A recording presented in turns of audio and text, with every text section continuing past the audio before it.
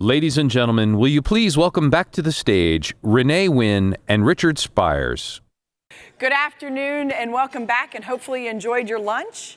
And boy, this morning with Dana Deasy and Keir DeLay setting up the stage for us to engage this morning and certainly later on today, a lot of the themes that I see in the sessions and the tracks going on really related to what they have to say. And of course, being from NASA, who doesn't like to talk about space, right? Exactly. We're going back. We are definitely headed back with that. But Richard, was there anything that you wanted to say to welcome everybody back? Well, yeah, welcome back to this plenary session again. But wasn't that a fantastic morning out there on the floor? I mean, you know, the planning committee did a superb job on what you've done in setting up the track sessions and also the Techno Showcase and the Partner Pavilion. Yeah. Working very well. I really enjoyed it. Yes, it has been great. And I'm enjoying the steps. I do change shoes for that. Great. So before we begin, we do have another set of awards that we want to get out because great work happens and you want to acknowledge that great work as well. But I also want to remind folks that ACT-IACT has a group for early to mid-career participants called Nexus. I had the pleasure of leading that group when I was part of the ACT-IACT board. And they're great to work with. As Dana had said, the reverse mentoring, the two-way street that you get going, working with these guys really is a treat, and it's pretty phenomenal. I see you, Jonathan. Yeah, worked with him for a couple of years as well, and it's pretty phenomenal, the engagement, the energy level, and the reminders of what it's like to be sort of facing an entire career with just nothing but opportunities and growth. Mm-hmm. But today, the Nexus is sponsoring the ability for folks to go together for the tech crawl. And so what you could do is meet in the lobby at the Marriott across from the registration desk there and look for Casey Harris and Gabby Feibel. So Casey and Gabby, could you make yourselves known? Nothing less than a cartwheel would work. There's Casey. Where's Gabby? Gabby. Gabby. Oh no, where's Gabby? I mentor her. She's not even here. She's probably working on it. That's right. That makes it go hide when everybody's around. No, and Gabby, they have worked very hard to have some Nexus-oriented events here at Imagination ELC 2018. Got all that backwards to do that. And so they do have another event, so I'm going to plug them one more time. And that is that on October 25th, they're having an event called Solving the Puzzle of Motivating Your Team. And we've heard a lot about creativity, imagination.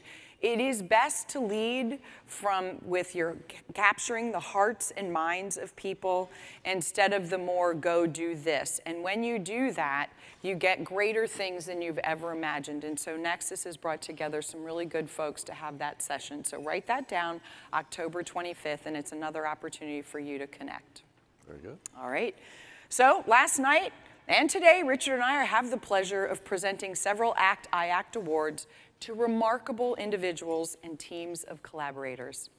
We're honored to do this, and we'd like to take a few minutes now to present another highly esteemed award.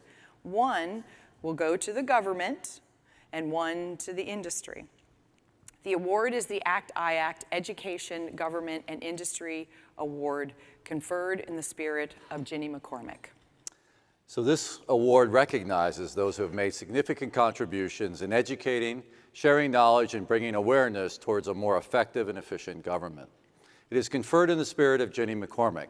Ginny was an employee of the GSA office that almost 40 years ago was assigned to provide staff support for a new nonprofit organization called the Federation of Government Information Processing Councils, or FGIPC. I think I pronounced that correct. Today we know FGIPC as the American Council for Technology. Ginny is recognized as the heart and soul of the organization's creation. She was distinguished and honored as an educator, a leader, and a collaborator. Ginny paved the way to the ACT-IACT we know today and set the standard for excellence this award embraces. The first recipient of this award embodies the high standard set by Jimmy McCormick.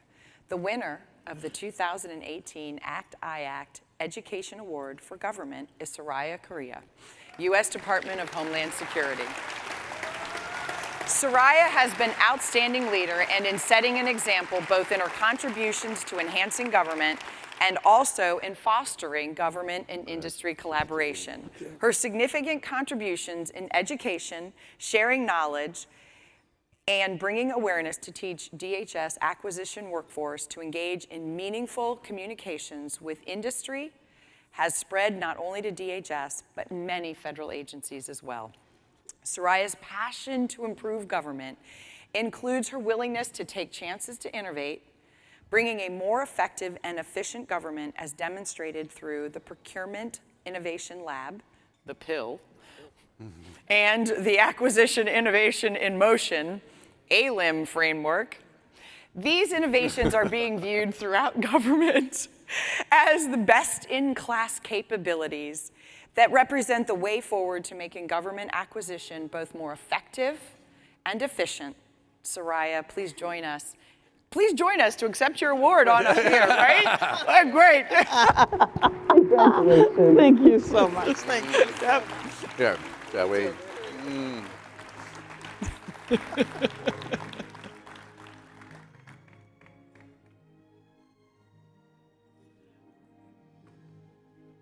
All right. Good, good. Thank you very much. Congratulations too.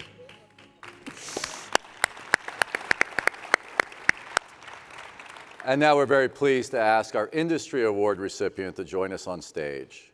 For his extraordinary contributions to ACT-IAC and the community, for his desire to inform and educate, and for his leadership, we are pleased to award Todd Hager of Macro Solutions as the recipient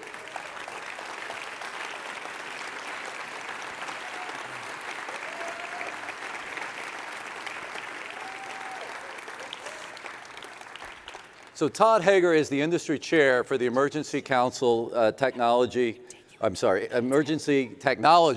Center, COI.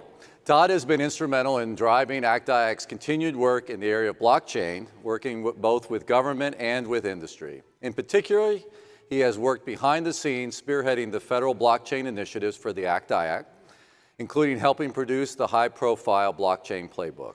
Todd has displayed the utmost professionalism, attention to detail, and dedication to the vital partnership between government and industry, a partnership that is the heart of ACT-IAC and its mission. So, Great. Congratulations to you. You want to stand up here and we'll get a picture.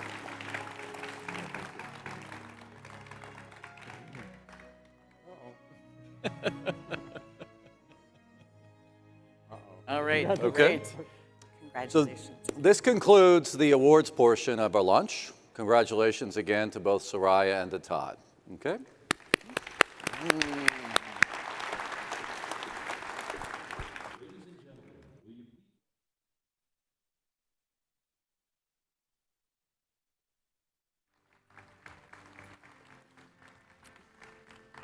Well, I hope you all have enjoyed your lunch. It is now my pleasure to introduce our afternoon keynote, Ms. Margaret Weichert. She's the Deputy Director for Management at the Office of Management and Budget.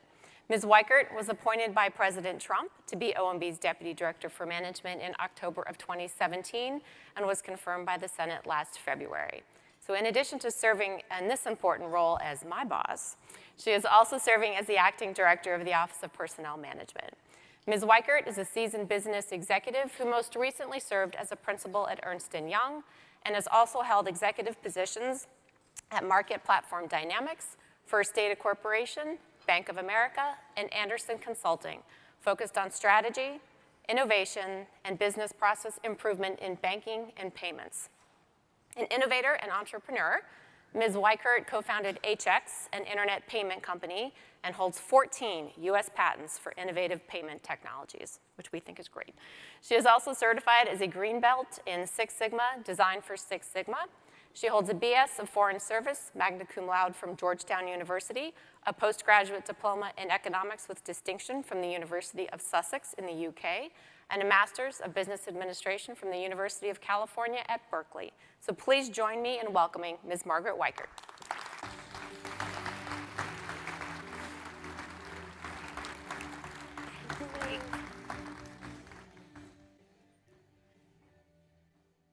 Those long introductions always make me a little like, you know, a lot going on in a long time. Well, I thank you very much for having me here today. It's a great honor and a privilege to be here with you as we serve the American people. So a lot of folks in government don't often get that sort of moniker of service delivery or service member. We talk about servicemen and women when we're talking about the military, but we don't tend to say the same thing about those of us, all of us probably here, who support the mission, service, and delivery of capabilities to those who are on the front lines, whether they are in the military or whether they're fighting fires in Montana or down in Panama City, Mexico Beach, Florida, trying to support our colleagues and fellow citizens as they deal with disasters and the recovery from that. So much of what we do is foundational to the service that we commit to in the various agencies across government. And we all know that there are challenges in delivering that in a modern way. And when I got here to government, I got here with a lot of enthusiasm and perhaps naivete. But I like a challenge, and I like complex business systems, and I really believe that when people get focused on understanding the problems that prevent actual mission delivery, not just mission ideation or, you know, kind of cool thoughts, but actually delivery against an agenda, that we can make change happen. There's a lot of challenges in government. I've learned a lot of things in terms of the complexity of operating in the government environment, but it's not really more complex than any other environment because the foundation of change in every business system is a human foundation. And I think partnerships between private sector and public sector people, as long as they stay aligned with mission, service, and stewardship, remembering, you know, the P&L isn't our metric in government. It's the mission. It's how well we deliver services to those who are in need, you know, when they need it. How quickly can we get the power back up? How quickly can we get water and food into people in disaster zones? And how well are we stewarding the resources that, you know, everyone from the folks who pay taxes in this room to my mother in upstate New York to, you know, grandmothers in Nogales or other places throughout our country. Are we really being thoughtful about how we do that? And when I got here, I spent a lot of time listening and talking to folks on my team, many of whom are here, talking to people in the community, looking at data. Pew Research gave me a lot of great data that was out there looking at what do Americans want their government to do for them at the federal level, and then how well do they think we're doing at it. Our fellow citizens believe we are doing most of the right things. They just don't believe we're doing them that well. And that affects trust in government. So when I pulled all that data together with my team and looked at past efforts to reform and change government, I saw a lot of great thought, a lot of great building blocks that was siloed based on function and based on agency. And so what we tried to do in the President's management agenda, in collaboration with the broader good government community and all of the CXO council communities and other folks focused on the reform agenda, was to look at what are those common denominators. And there were three primary ones that you all know about. IT modernization. We all know we have a real challenge facing the legacy infrastructure that we operate with.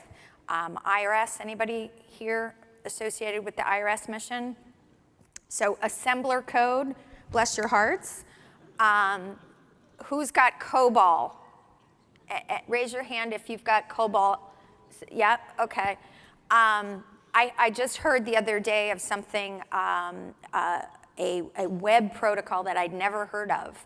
I've been doing web application activity since, I think, the beginning of the web, and I had never heard of this particular protocol that I was dealing with. And so we have real challenges in modernizing IT, particularly since capital allocation doesn't work the same way that I'm used to in the private sector. In the private sector, the chief executive puts out a series of priorities, even if they're in boring areas like IT, and then the capital flows behind those priorities. That's not how it works in the government. No, checks and balances make a lot of sense. That said, I don't think the framers of the Constitution and the creators of the checks and balances really ever anticipated the amount of overhead that would be involved in mission delivery 240 years in the future. Why would they think about that? You know, they had things like quartermasters and military operations dealing with the finances.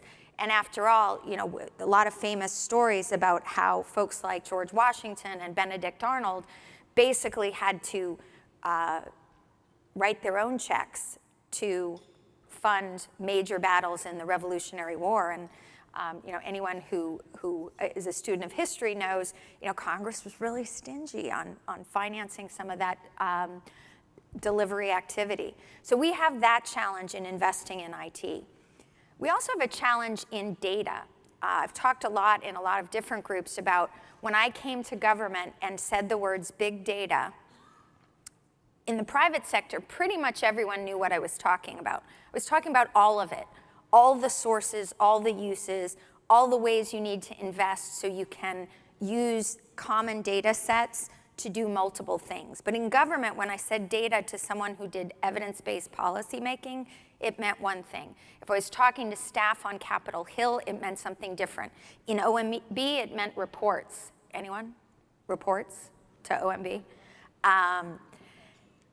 And almost none of these things were interoperable or able to achieve more than one purpose.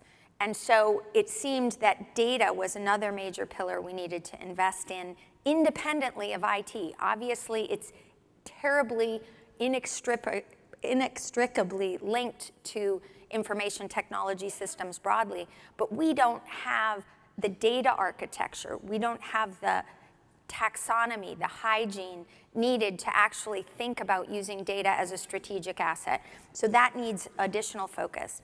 And last but not least, underlying every challenge I saw in government was a challenge around people. When I mentioned robotic process automation, I got blank stares. You know, 14 months ago, blank stares. In the private sector, this is like almost the slam dunk, no-brainer activity that if you want to like clean up a little bit of money and deploy it to other capital allocation, big IT projects, this is how you get that money.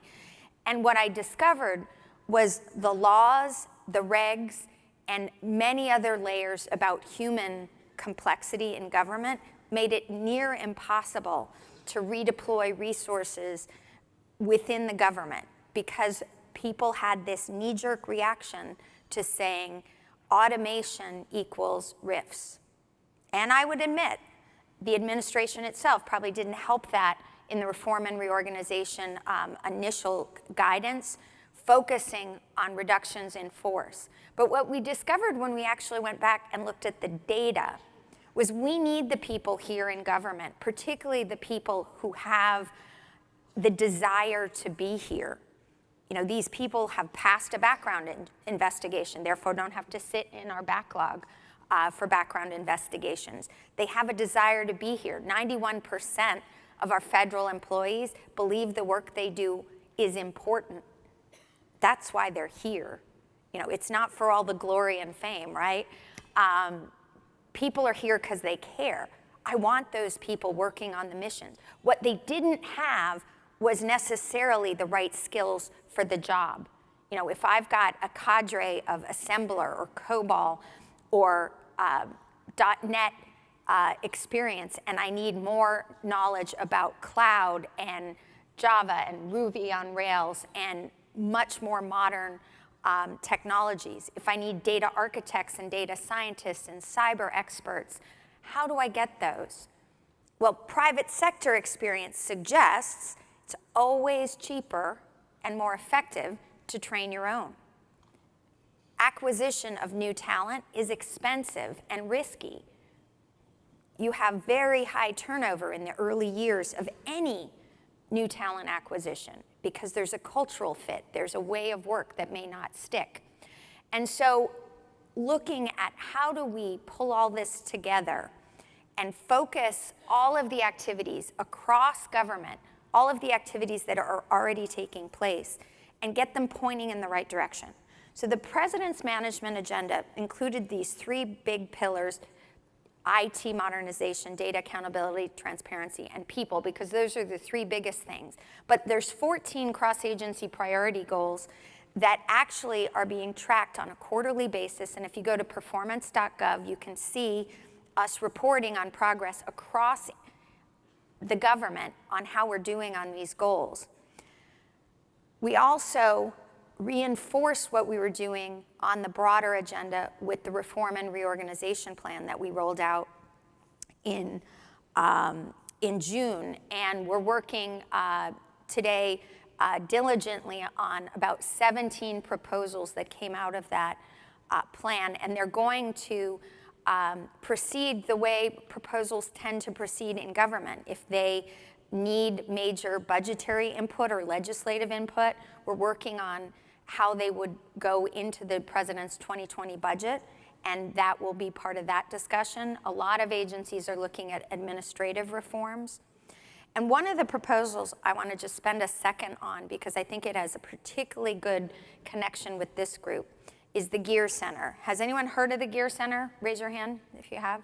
Awesome. I want more people to know about it soon. So again, advertising performance.gov.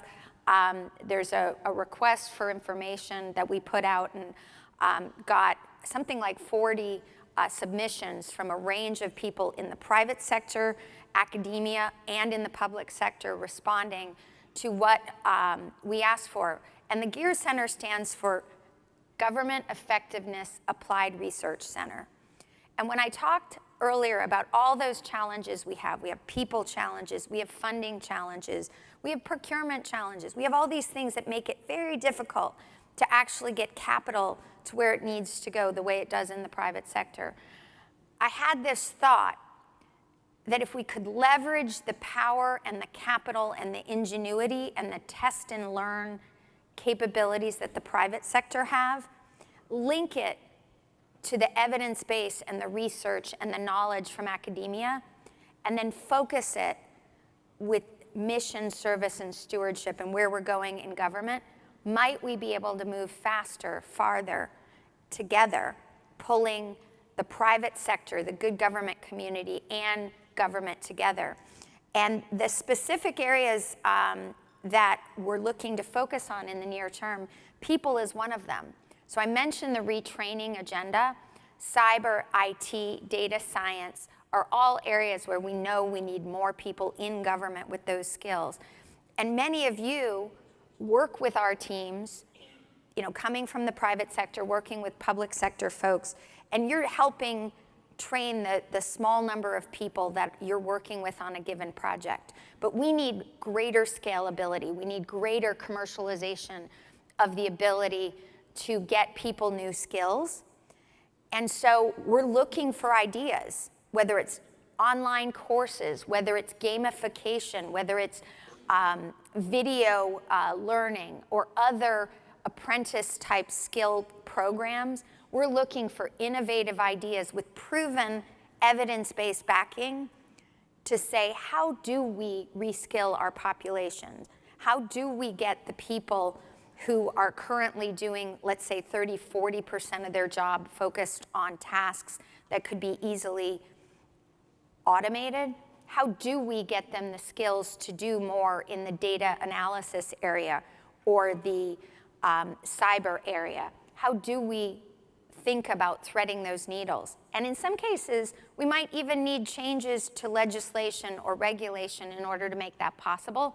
But wouldn't academics, being part of that test and learn environment, help us inform that in a way that is nonpartisan, hopefully, and can get some momentum? The other major use case that I'm really excited about is the data use case. We need to invest in data the way the private sector does. Most services companies, I come from financial services, and increasingly, rather than thinking of themselves as tech companies or even banking financial services providers, a lot of the companies in the payment space in particular were talking about themselves in terms of data and how they were data companies and insight companies. And they're putting billions and billions of dollars of capital investment in the capabilities around that.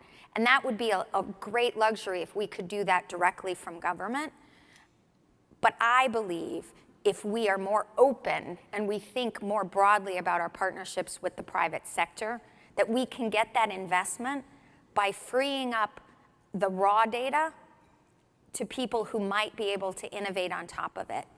And that's a place where we can solve the biggest problem we have, which is fundamentally our fiscal challenges, the challenges of entitlements representing more than 56% of our total spend, and debt service another 7%.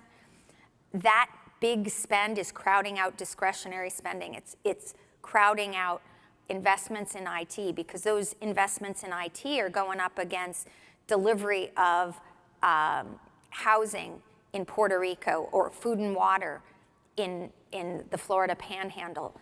And to solve that problem of crowding out, we need to grow the pie. We need to grow our overall economy. And data actually has the promise to do that.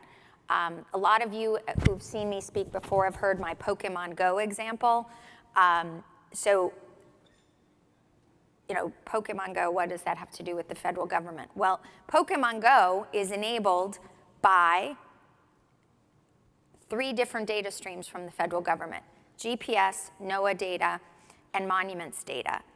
Does anyone not know what Pokemon Go is? Ask your neighbor or your nearest 12-year-old.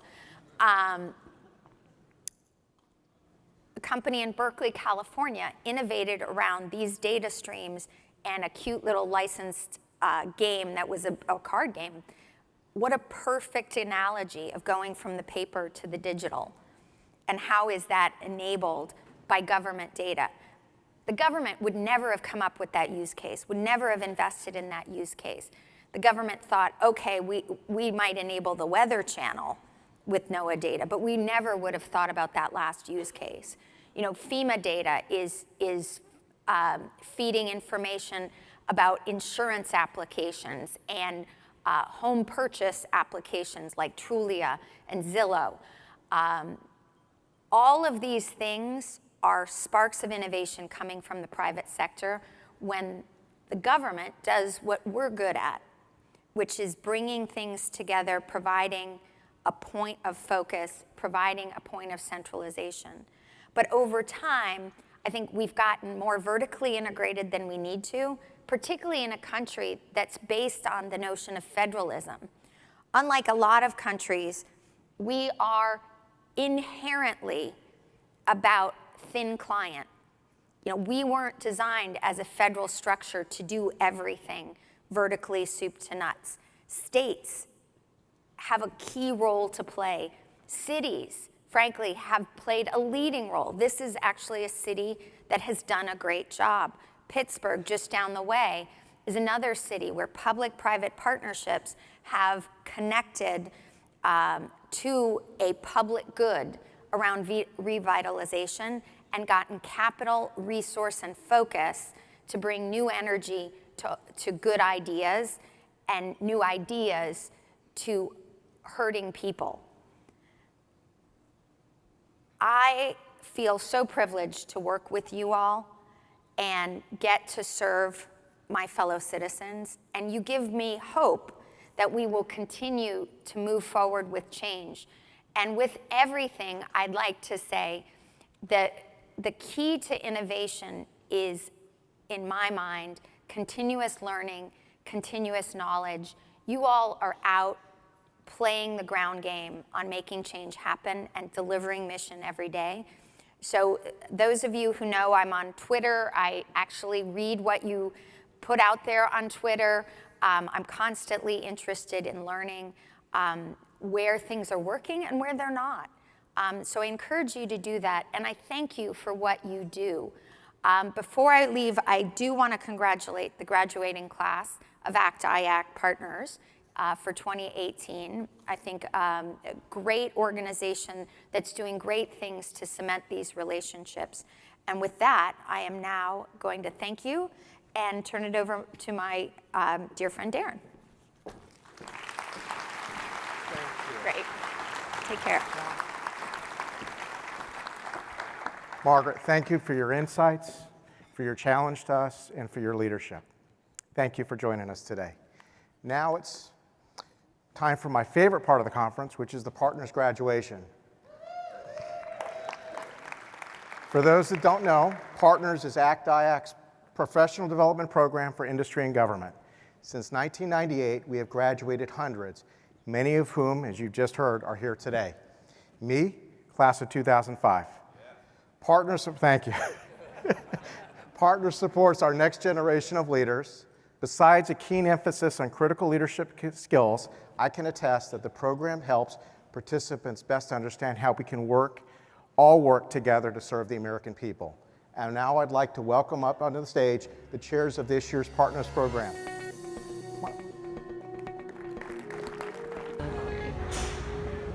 Hello, my name is Peter Ani. I'm the CTO of Dynanet. I'm a part of the 2018 ACT-IAC Partners class. A couple of things that I've learned and enjoyed about the Partners class, obviously, is the collaboration between industry and government, the safe environment that we all have to talk and understand what our worlds look like. Hi, good morning. I'm Sudha Venkateshwaran with the Partners class of 2018. This is a unique program like none other in the industry. It helps us focus on perspectives that government executives and industry executives face as they grow in their executive careers. The Partners program this year has been phenomenal with the breakfast opportunities each month. Each team has a chance to host some just what have been excellent speakers we've had. So many agencies represented from USDA, OPM, GSA. It's just been an opportunity for us to get to know what's happening in the government and how we can make government better. Hi, I'm Kitty Nix, an industry executive in the ACT-IAC Partners program. And I'm Chris Bennett, I'm with GSA's Federal Acquisition Service. The best part of the Partners program is my partner. Totally. Made a lifelong friend, not only professionally but personally, and he's the smartest, and I learn from him in every session. Actually, she's the smartest, and she brings it every day. We love the program, highly recommend it. Seriously, lifelong professional contacts that are deep and meaningful. Can't say enough good things about it.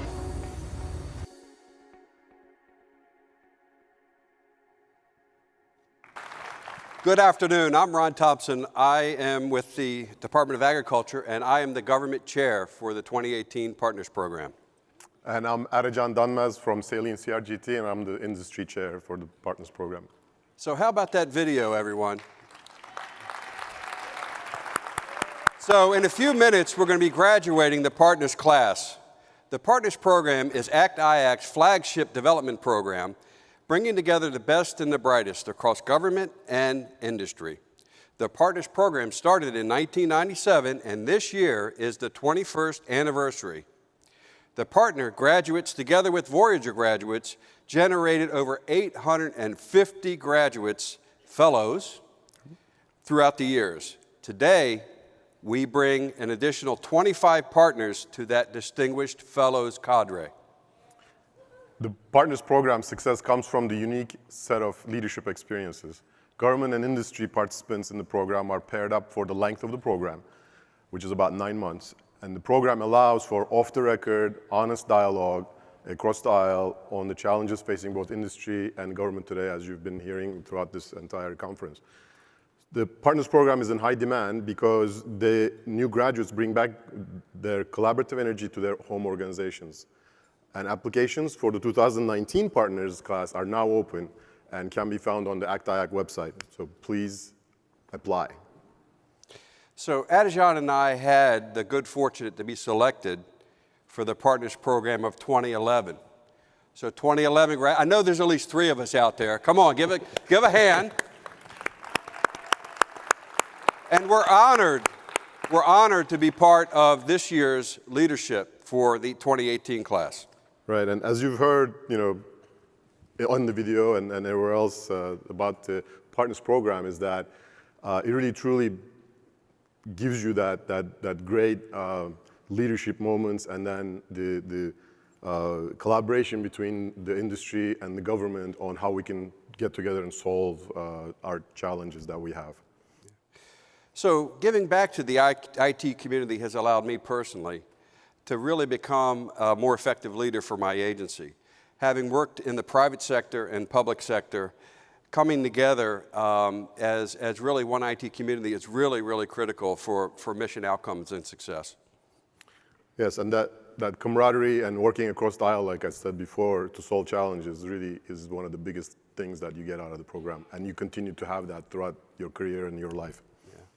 So perhaps most importantly, Partners has showed me how professional relationships can become lifelong friendships, which produce better outcomes for the government. Wouldn't you agree, Adjan? Absolutely, absolutely. Okay, in the 2011 class we just mentioned, so a little prop for our class in 2011, we had 3 of us that were part of that class were part of this year's leadership program. Yep. And we'll introduce those folks in a minute. So to sum it up, we all, as you just heard, drank from the Kool-Aid and have been changed forever.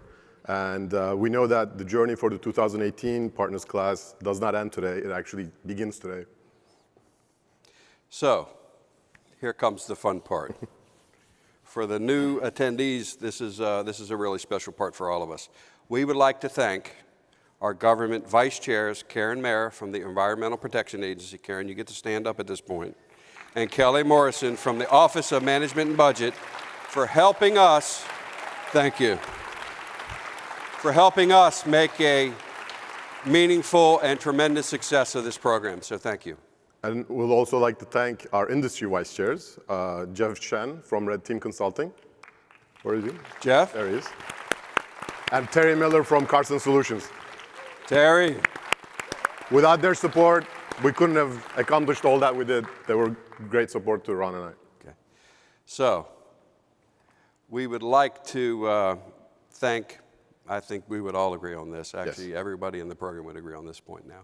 We would like to especially thank Casey Harris. Casey, please.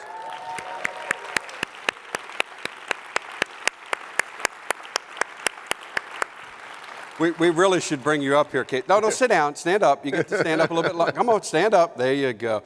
She exceeded all expectations for us and made our jobs extremely easy. So Casey. Even this morning. Even this morning. Even this morning. So Casey, from the bottom of our hearts, we really appreciate you and everything you've done. So thank you. And last but not least, we'd also like to thank Malcolm Harden, Kim Pack, and Joanne Wojtek for their dedication, commitment, and support to keep raising the bar for the ACT-IAC leadership programs. Thank you, guys. Okay, and finally, we'd like to thank the class of 2018. So make some noise, folks. We know you can do this. We've heard you in other places. So. All right. So the accomplishments, and I'm going to brag a little bit on these folks right now. The accomplishments that we've learned throughout our journey together has been, very, very demanding. Wouldn't you agree? Yeah, absolutely. I mean, one of the things that Ron and I, when we, took this job, and we treated it like that, and we decided to change things up a little bit, and we normally like to do that. So we threw a lot of curveballs at them, and they took each one and they hit it out of the park, really. They really did. So they did a great job. Yeah. So we really appreciate everyone's effort. We've learned a lot. We've achieved a lot. We've had fun a lot. So now it's graduation time. We would like to recognize our 2018 Partners Class graduates. As we announce your pods and your names, please stand. So the first is the civil disobedience, which are Kitty Nix from Amazon Web Services, Chris Benetham from General Services Administration, and Michael Drescher from TCG, and Jay Houghton from DOJ. Okay, way to go, guys.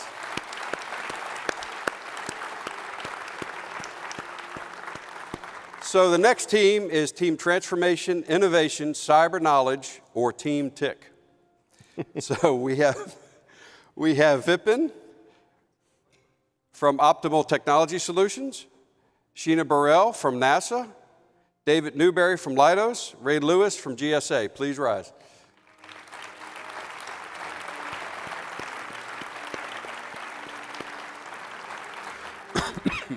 Next is the pod formerly known as Team 6, it's a mouthful, who are Wendy Myers from Santiva, Teresa Kinney from NASA, Peter Honey from Dynet, Charles Cornelius from USDA, Jeff Kramer from Reed Technology, and Carolyn Meza from GSA.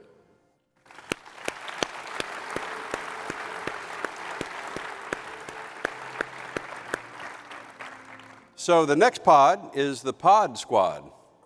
And we have Razeh Latif from New Axis Corporation, Jeff Bardwell from DHS, and Matt Sexton from Booz Allen Hamilton.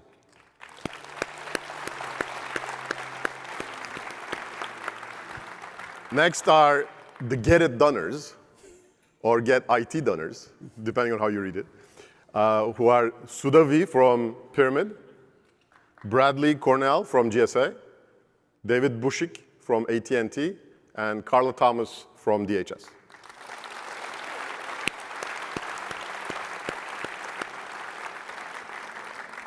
So next we have the Think Big pod, and we have Shay Song from Carson Solutions, Cheryl Thornton from GSA, Serge Shabashian from Unisys Federal Systems, Jeremy Wood from Millennium Challenge Corporation. So congratulations, each of you has successfully completed the requirements of the Partners Program and are now ACT-IAC Fellows. Please join us in. So you may see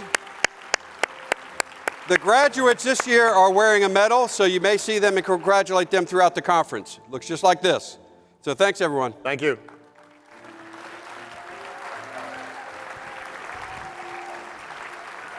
Thank you, Susan. Brother. Thank you. Congratulations, partners. Woo.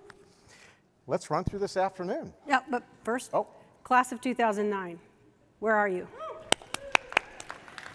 This program is amazing, and I want to thank the partners class this year for everything that you've done to help with this conference. You're amazing. Thank you very much. For the afternoon sessions, you're going to find that the pattern is the same from what we did this morning. Right after this plenary session is over, the partner pavilion will be open, and it will be there open until 5 o'clock this evening. On center stage, we have another great lineup of back-to-back sessions starting at 2:15.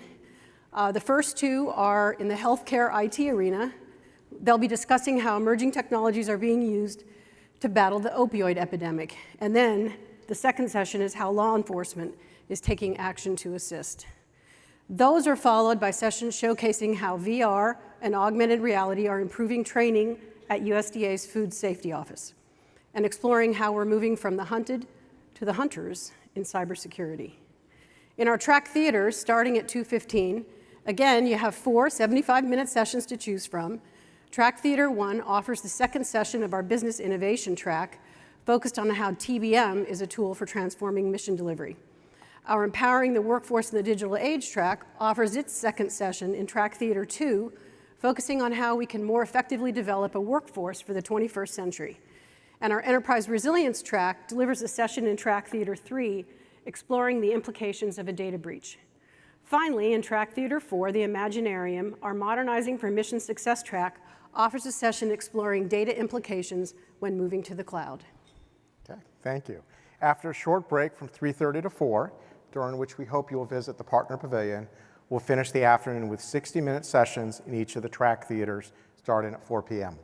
Our Modernizing for Mission Success track will feature a session exploring the cosmic gorilla effect in Track Theater 1, and in Track Theater 2, we'll host an unscripted discussion with members of the CX Fantasy League.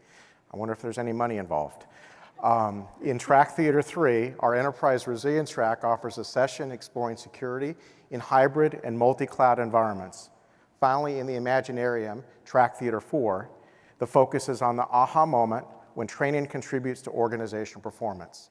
The Techno Showcase hubs will start the afternoon off with Innovation Ignited sessions in each of the hubs at 1:30 p.m. and then again starting at 2:15. We'll offer 4 unique 75-minute interactive sessions, further exploring a different dimension of the topics discussed during the morning sessions at each hub. The Techno Showcase will close the day with 2 outbrief sessions at 4 p.m. and 4:30, highlighting the outcomes from all of the hub's activities that day. So we hope you enjoy the afternoon sessions, and I would like to ask you all to please remember to take the survey at the end of the session. If you didn't do it this morning, you can go back, but we really need feedback, not only on the sessions, the plenaries, everything that's happening here. We really want your feedback. This is the first time here, it's new, it's different, so we really are looking forward to hearing from all of you. The sessions and the whole area closes down at 5 o'clock tonight. It's kind of a free night, but not really, because we have some great networking activities planned for you. The Tech Crawl, you heard about it from Renee talking about the Nexus group. There are 4 places in downtown Philly, 7-minute walk. They're all open from 6 until 8. I think one of them actually goes until 9. They're all within a block of each other, so walk over there. Hopefully it's not going to rain. Take your umbrella if it is, but walk over, and these are all sponsored by companies that are here today. So please thank them for everything that they're doing, and have a great time. Get out there and have some fun. Thank you all.